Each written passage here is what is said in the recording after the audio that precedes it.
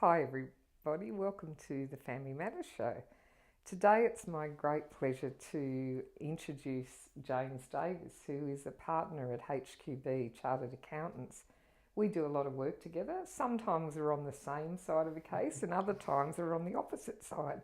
Welcome, James. That is, at the moment of separation or leading up to separation, what do I need to do about organising my finances? Do I shut bank accounts? Do I look to resign as a director of a company? So those sorts of things, James, we would do every day. The key one here is that sometimes the significant assets are, for example, the small business that the couple run. Yeah. Now, the really important thing here is that the business can continue running. Yeah. And it doesn't actually matter necessarily who's got control at a specific point in time, because the family law process is designed to try and sort that out as fairly as possible. Yeah. What matters is that the business is still successful and still worth what it's worth today when the thing's entirely wound up. So the worst thing that can happen is for example, joint bank accounts, two people need to act and someone's playing games with not approving payments that the business needs to make.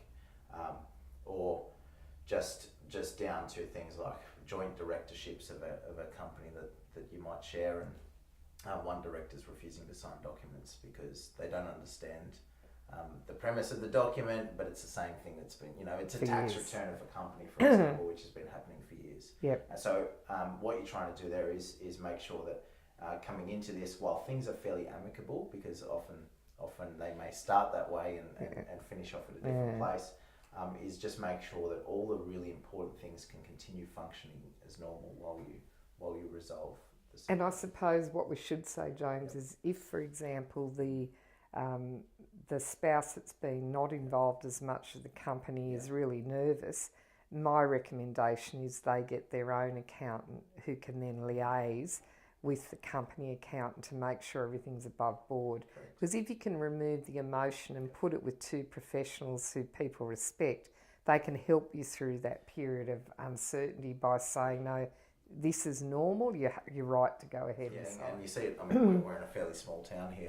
And to be honest, sometimes, as Heather said, we might be on the working together on a transaction, or Heather may be acting for the opposite person to who might be our client. Now, the thing there is that we can do that very easily because we don't have the emotion in the transaction.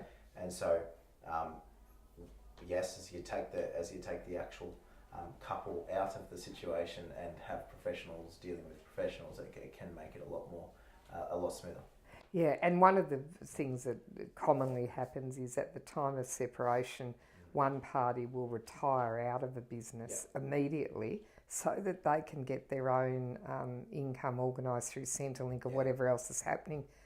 Just because your name's no longer on it doesn't mean that you don't own it. And that's the nervousness that causes sometimes the business to get stuck and not be able to operate as normal because we've got both parties there, when really we could have just had it running under one for that period.